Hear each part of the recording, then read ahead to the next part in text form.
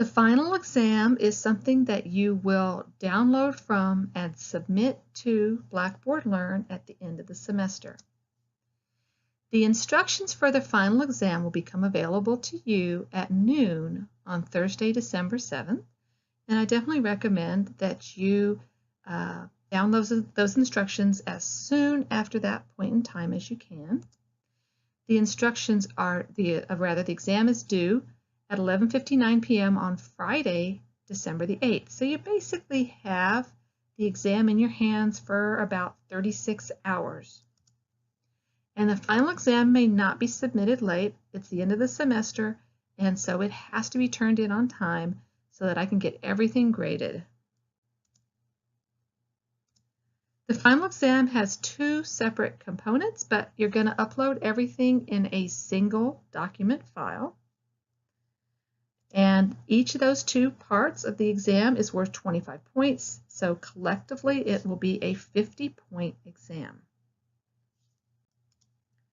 The first part of the exam will see you writing a business letter on a topic that's common in many workplace settings. And I'm not going to tell you now what you're going to be writing about. All the information will be in the instructions for the exam, and you'll be given, who the letter's to, who you're supposed to be, what it's about. You'll be given some information that you'll be expected to include in the letter, and so you'll need to write this 1 to 2 page business letter. Now here's what I'm looking for when I grade part 1 of the final exam. I'm looking for correct business letter format. So this is an open book exam. Use your textbook. Use the sample business letter in Blackboard Learn. There is no excuse at this point in the semester for not being able to get business letter format down correctly. So I'll be kind of taking a zero tolerance policy on letter format.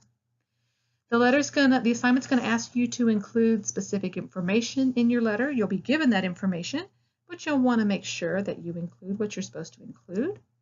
You're going to want to organize your discussion into reasonable topical paragraphs. And you're going to want to have a good level of supporting detail. And again, a lot of that information is going to be given to you in the assignment instructions. You should use a professional tone that is appropriate for workplace correspondence. You should be relatively concise. You'll be providing information, but you want to get to the point in a reasonable amount of time. You want to be clear and fluent, and you want to show good grammar and mechanics. So again, if you're writing representing your employer, you want to reflect well on your employer because you have these characteristics to your correspondence. In addition, part of your grade is going to rest on whether your letter is convincing. So this is a letter that has a persuasive purpose, and we've seen that with some other letters in this class. And a lot of how you will make your letter persuasive is the information that you include in it.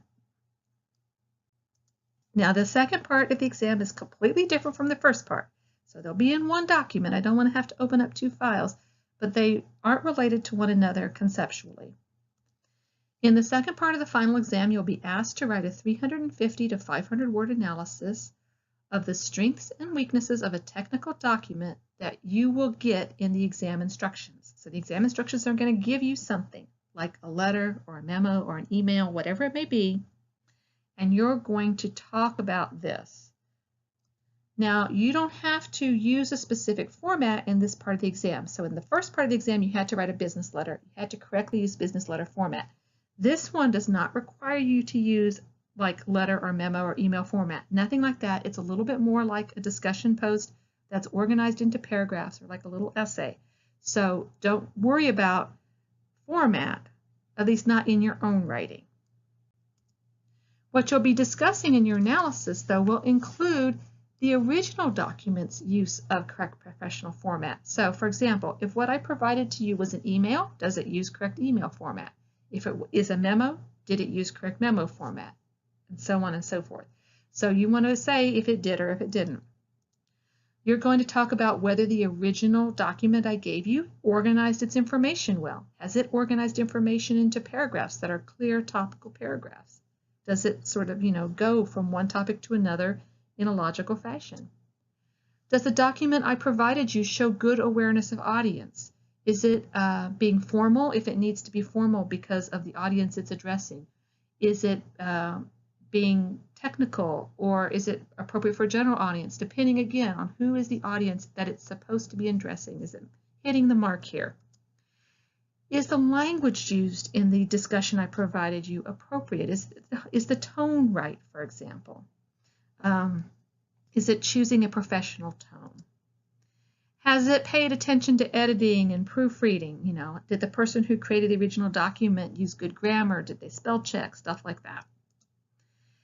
You will frame this in terms of strengths and weaknesses. This document has both good things going on and bad things going on, and I want you to talk about both of those things.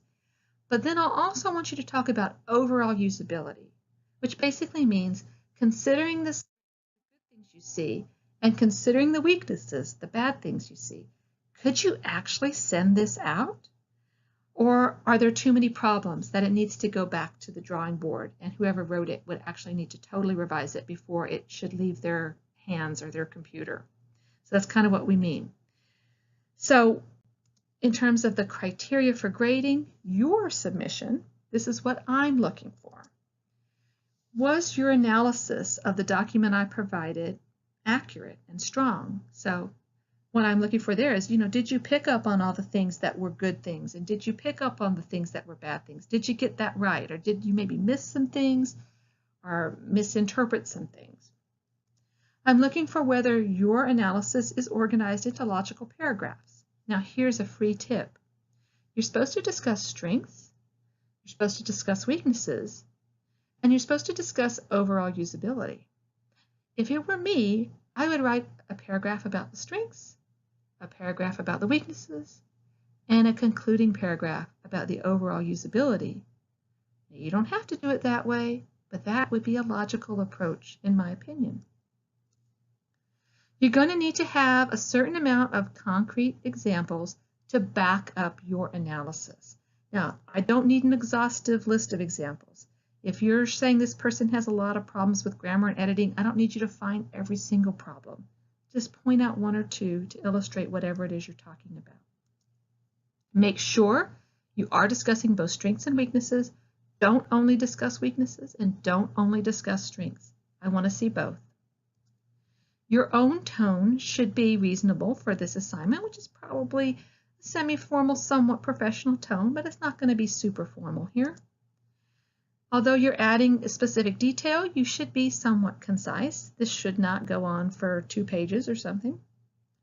Your own writing should be clear and fluent, and your own writing should demonstrate good grammar and mechanics. So use your spell checker and your grammar checker before you upload your assignment. Now here are some general end of the semester tips for this class. If something comes up about any of these assignments, about discussion 4, about the revisions, about extra credit, or about the final exam, please post any general questions to the questions discussion forum. If you want to know what you're supposed to be doing in an assignment, if you want to know how it should be organized, anything, if you were in class, you would raise your hand to ask, please post that to the questions discussion forum. Now, if you have something specific about your own grade or whether you're eligible to revise an assignment, you need to email me those questions because those are your personal private questions. The whole class doesn't care if you're eligible to revise Project 5. So email me for those things, but if you want to know how you're supposed to package the revision, send that to the questions discussion forum. Do keep checking the Blackboard Learn homepage and the announcements that I post for updates on grading and for reminders about assignments coming due, stuff like that. And make sure that you get the final exam instructions as soon as possible on the afternoon of December the 7th to give yourself the maximum amount of time to complete the final exam. Now, if you were taking this final exam in the classroom, you'd be given 2 to 3 hours to do it. So you can definitely do the final exam in 2 to 3 hours. But if it were me, I would download the exam instructions as soon as possible. I'd go ahead and read some of the details that I haven't provided here in this slideshow. Start thinking about things. Maybe that first night I'd do one half of the final exam if I was able to. and then maybe the next day I would do the other, and give myself a little extra time to go ahead and proofread. Most people do quite well on this final exam. It may be one of the easiest final exams you have this semester, unless you're taking a PE class or something. But you won't want to get a 0 on it because you didn't get the exam instructions downloaded or you forgot to turn it in on time. If there are any technical problems with the final, such as for some reason it's noon on December 7th and it won't download, let me know right away. And make sure after you submit it that you can see that it was uploaded correctly, because I'm not going to be chasing you down if your final exam is gone. And after December 20th, if you need to contact me about anything, use my uh.edu email address as opposed to Blackboard Learn. I will stop monitoring our class website until after December 20th. Before December 20th, I'll continue to check it on a daily basis, but after December 20th, I won't, and then not long after that, the university will close it down to students. So you might want to make sure you make a note of my other email address if there's something you need to contact me about. Now, I know it's a lot of work doing a class like this, especially online when you don't have the day-to-day support, and you don't have the in-class interaction or the in-class exercises. So definitely give yourself a pat on the back for a job well done. And I wish you well, not only on your final work for my class, but for any finals you have for your other courses or any final semester projects you may be having to do. And for those of you who might be graduating this semester, I definitely wish you the best of luck as you move on and outward into your careers. And those of you who are staying on at UH, have a nice semester break and a great 2018. If any questions come up about any of this stuff, post to the questions forum. Otherwise, this is it. So long.